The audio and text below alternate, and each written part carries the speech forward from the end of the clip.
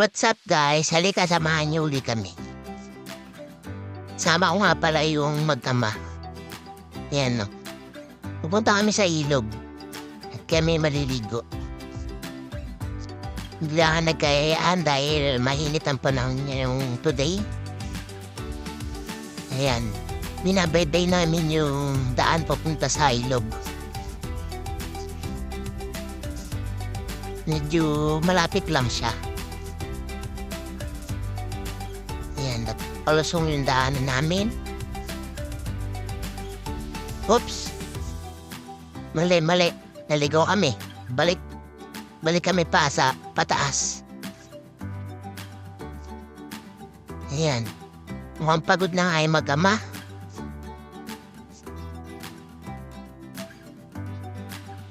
Mali yung pinuntahan namin kaya bumalik kami.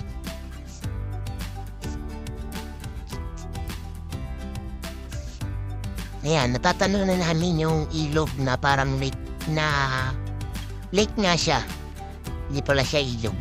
Lake siya pero dun sa bandang gawi dun sa malayo is may running water.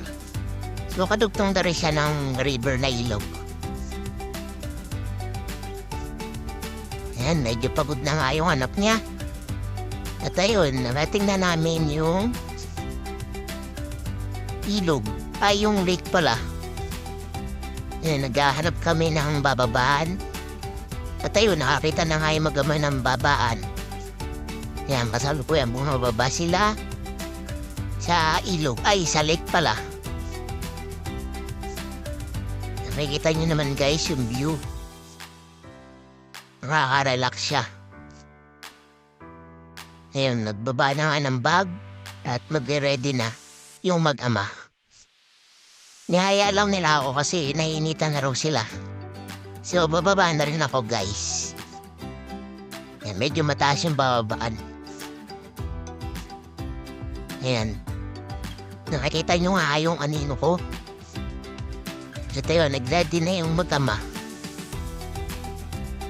Di nga pala marunong lumawa yung anak niya kaya binila niya ng salbabida. Ayan o, makikita niyo naman guys, ang linaw ng tubig. So, pwede talaga siyang liguan. Yan, lumusong na yung mag-ama.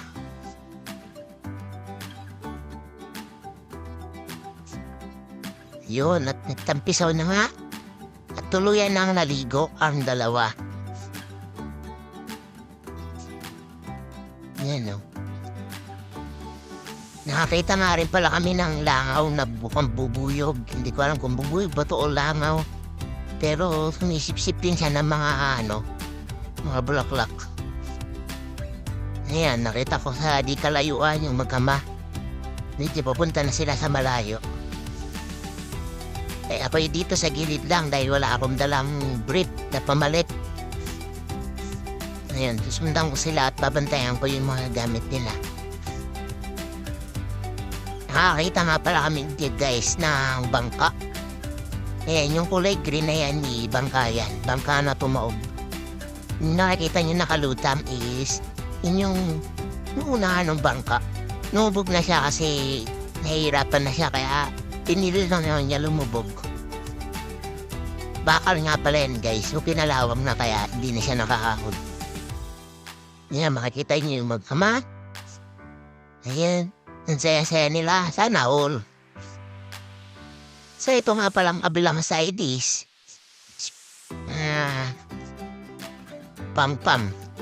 Pam-pam na nauuka. Siguro pag nag-high tide na kinakain yung mga lupa kaya nauuka siya. Yan, medyo masukal dito kasi hindi siya madalas puntahan ng tao kaya tahimik. So ayun lang guys for today's video. Ingat kayo palagi. Bye-bye!